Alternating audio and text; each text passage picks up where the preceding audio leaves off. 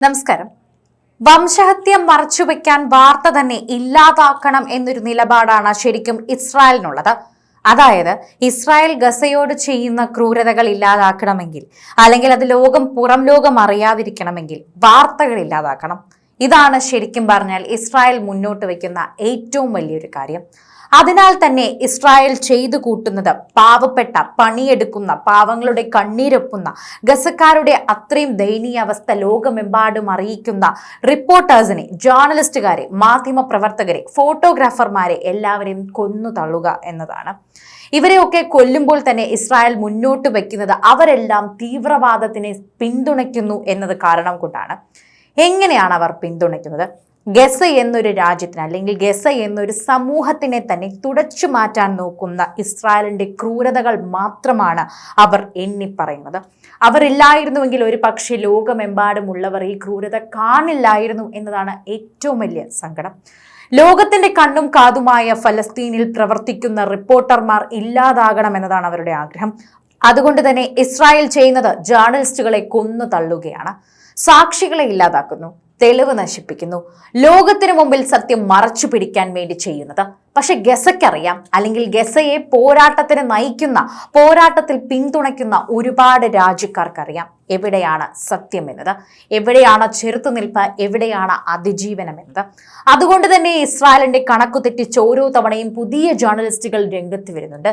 ഓരോരുത്തരെയും ഇസ്രായേൽ കൊന്നു തള്ളുമ്പോഴും ഗസയ്ക്ക് വേണ്ടി സംസാരിക്കാൻ, ഗസയ്ക്ക് വേണ്ടി നിൽക്കാൻ അവിടെ എത്തുന്നത് ഓരോ പുതിയ ജേർണലിസ്റ്റുകാരാണ്, ഓരോ പുതിയ മാധ്യമ പ്രവർത്തകരാണ്.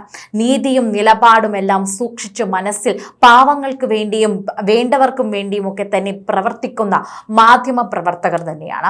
ഈയിടെ അനസ് അൽ ഷരീഫ് മരിച്ചു വീണ അതേ സ്ഥലത്ത് അതേപോലെ തമ്പ് പണിത് പുതിയ റിപ്പോർട്ടർമാർ എത്തിക്കഴിഞ്ഞിട്ടുണ്ട്. അനസിന് പിന്നാലെ അൽ ജസീറയ്ക്ക് വേണ്ടി പുതിയ ലേഖക രംഗത്ത് വന്നിട്ടുണ്ട്.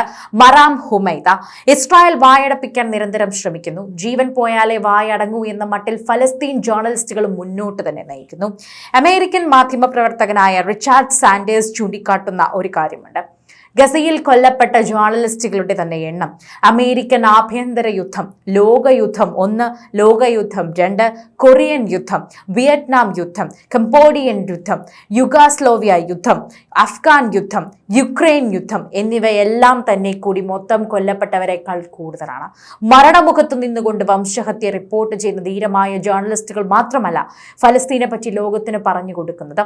റിപ്പോർട്ടുകളെയും ഒക്കെ സ്വതന്ത്ര അന്വേഷണങ്ങളെയും ആധാരമാക്കി അനേകം സ്വാതന്ത്ര്യ മാധ്യമങ്ങളൊക്കെ തന്നെയും ഇസ്രായേലി നുണകൾ പൊളിച്ചു കാട്ടുകയും ചരിത്ര സത്യങ്ങൾ വസ്തുതാപരമായി സ്ഥാപിക്കുകയും ചെയ്യുന്നുണ്ട്. അത്തരം വീഡിയോ റിപ്പോർട്ടുകളെ പറ്റിയും ഡോക്യുമെന്ററികളെയും ഒക്കെ തന്നെ നമ്മൾ അറിയേണ്ട കാര്യങ്ങളുണ്ട്. അവയിലൊന്നാണ് ഫലസ്തീനി അമേരിക്കൻ മാധ്യമ പ്രവർത്തക ഷിരീൻ അബു അഖ്ല കൊല്ലപ്പെട്ടതെങ്ങനെയെന്ന അന്വേഷണാത്മകമായ റിപ്പോർട്ട് തയ്യാറാക്കിയത് മെഹദി ഹസന്റെ സെറ്റയോ എന്ന ഓൺലൈൻ പോർട്ടൽ.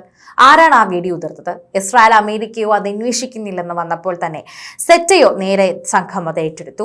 അന്വേഷണത്തിൽ തന്നെ കൊലയാളിയെ കണ്ടെത്തി. വംശഹത്യ മറച്ചുവെക്കാൻ തന്നെ വാർത്ത തന്നെ ഇല്ലാതാക്കണമെന്നവർ മുന്നോട്ട് വയ്ക്കുന്ന ഈ ഒരു കാര്യം കൊണ്ടാണ് ലോകത്തിന്റെ കണ്ണും കാതുമായി ഫലസ്തീനിൽ പ്രവർത്തിക്കുന്ന റിപ്പോർട്ടർമാർ ഇല്ലാതാകണമെന്നത് മാത്രമാണ് ശരിക്കും പറഞ്ഞു കഴിഞ്ഞാൽ ഇസ്രായേലിന്റെ മുന്നിലുള്ളത്.